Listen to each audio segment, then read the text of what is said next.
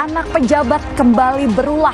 Pria 31 tahun yang merupakan anak anggota dari DPR RI nekat menganiaya kekasihnya sendiri. Adalah Gregorius Ronald Tanur.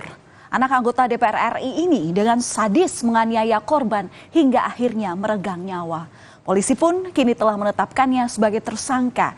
Ia pun harus meringkuk dalam jeruji dingin di penjara. Kenapa pelaku begitu tega melakukan penganiayaan terhadap kekasihnya? Apa yang membuatnya gelap mata sehingga menyebabkan nyawa korban akhirnya tewas tak tertolong?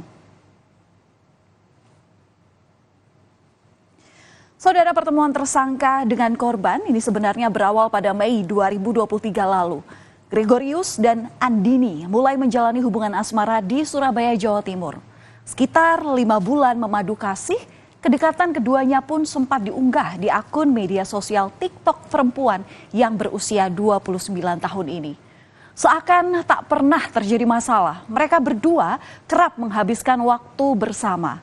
Senyum dan tawa keduanya menutupi fakta apa yang kini terjadi.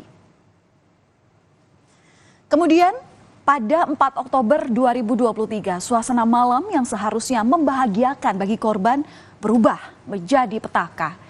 Dini dan sang kekasih yang awalnya mendapat undangan karaoke bersama temannya berakhir dengan cekcok. Pertengkaran keduanya ini semakin menjadi saat berada di basement parkiran mobil salah satu mal di Surabaya, Jawa Timur. Diduga karena terpengaruh minuman keras, Dini dianiaya menggunakan botol minuman keras dan ditabrak mobil hingga terseret sejauh 5 meter. Peristiwa ini tentu menjadi ironi bagi Dini. Pasalnya saat terlihat tak berdaya, kekasih yang ia sayangi malah tak mengakuinya. Hal ini terbukti dari video yang beredar, di mana sejumlah saksi yang melihat korban terkapar dan bertanya kepada Gregorius malah dijawab dengan menyangkal bahwa dirinya mengenali korban. Hah? Orangnya datang tahu? Gak tahu. Tapi sampai Aku mau keluar, tiba-tiba di jalan gak bisa keluar. bukan di sini. Iya. Bukan.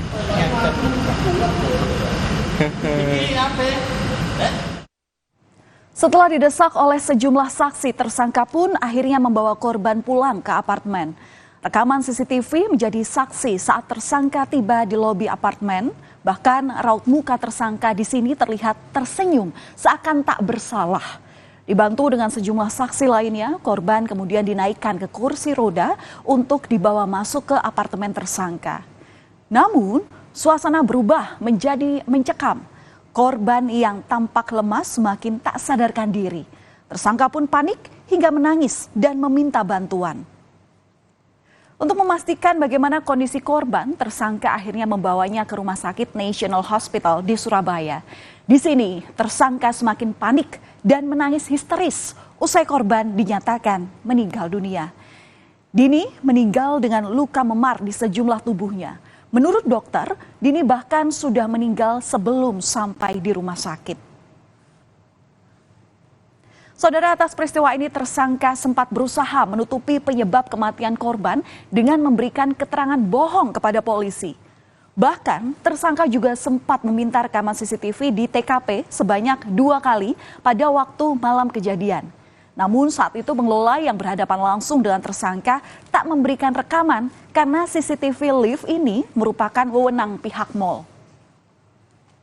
Kembali lagi ke black hole, menanyakan tentang CCTV kita. Jadi pelaku menyatakan bahwa ingin melihat CCTV di lift.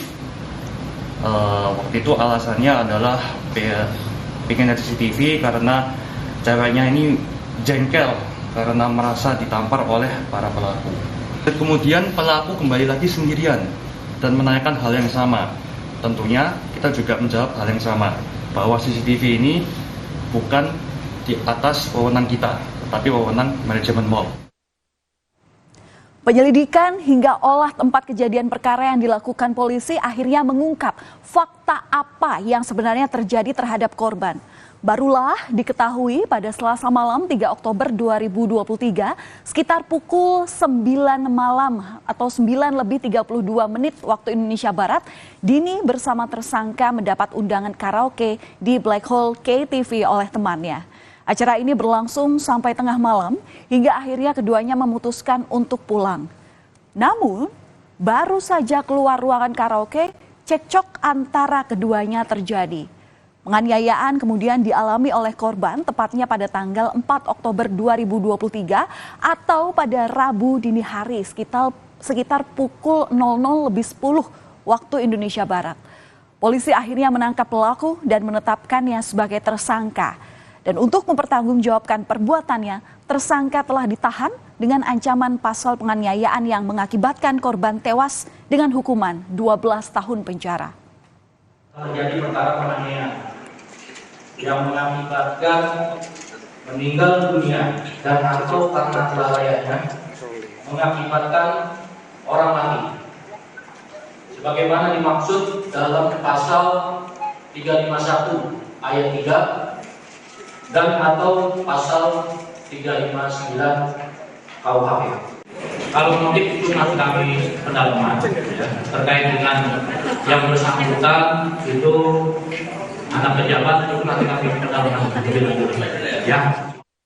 Pada pemeriksaan luar kami temukan luka memar pada kepala sisi belakang, kemudian pada leher kanan kiri, pada anggota gerak atas, pada dada bagian kanan dan tengah, kemudian pada perut kiri bawah. Kami temukan resapan darah pada otot leher atau lapisan kulit bagian leher kanan dan kiri, kemudian patah tulang disertai resapan darah pada tulang iga kedua sampai 5, kemudian ada luka memar pada organ paru dan luka pada organ hati.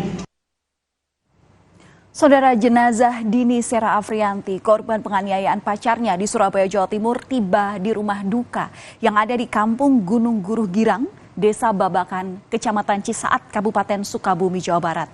2 hari pasca penganiayaan, jenazah perempuan 29 tahun ini langsung dimakamkan di tempat pemakaman umum Babakan Cisaat pada hari Jumat pagi. Dini telah berpulang dan meninggalkan seorang anak. Keluarga korban akan terus mengawal kasus ini dan berharap bisa mendapatkan keadilan dengan hukuman setimpal yang akan diterimakan oleh tersangka. Apa yang telah dilakukan oleh tersangka nyatanya mencoreng nama baik ayahnya sebagai anggota DPR. Partai Kebangkitan Bangsa atau PKB akhirnya menonaktifkan Edward Tanur dari Komisi 4 DPR RI.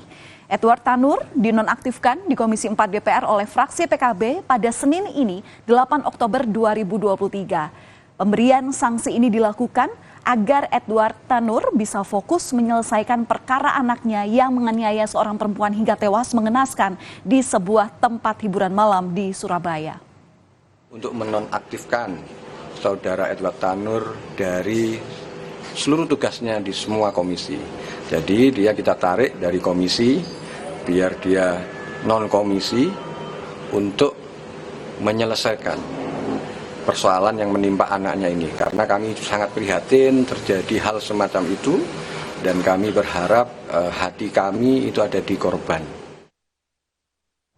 Jadi akan melakukan rapat internal dan sambil menunggu hasil dari investigasi dari Polrestabes Surabaya. Sedangkan Polrestabes Surabaya sendiri sedang mengumpulkan alat-alat bukti dan rekaman CCTV. Dan kita juga menunggu perkembangan apakah ada pelanggaran kode etik yang dilakukan oleh orang tua yang diduga pelaku dari penganiayaan tersebut sampai menghilangkan nyawa seorang. Saudara, polisi telah menetapkan Gregorius Ronald Tanur sebagai tersangka atas kasus penganiayaan seorang perempuan hingga tewas di Surabaya. Kami kutip dari Kompas.com, tersangka diketahui berprofesi sebagai investor saham yang pernah tercatat memiliki kepemilikan PT Bekasi Asri Pemula Tbk pada tahun 2022. Tersangka ini juga pernah beberapa kali tercatat sebagai mahasiswa namun tidak sampai lulus. Sementara itu di akun Facebook tersangka terdapat informasi berupa riwayat pekerjaannya yang begitu mentereng. Di antaranya, dia ini pernah bekerja di perusahaan asuransi sebagai closing agent pada tahun 2015. Selanjutnya di tahun 2016 hingga 2020, ia pernah bekerja sebagai sestek operator di Southern Beach dan informasi pekerjaan terbarunya itu pada tahun 2018 bekerja di Voyage Ayers Rock Resort. Saat ini, Satreskrim Polrestabes Surabaya terus melakukan penyidikan guna mengungkap motif penganiayaan yang dilakukan oleh anak anggota DPR RI. Polisi juga akan melakukan pemeriksaan kejiwaan tersangka yang terlihat sadis ketika menganiaya korban hingga merekamnya saat tak berdaya.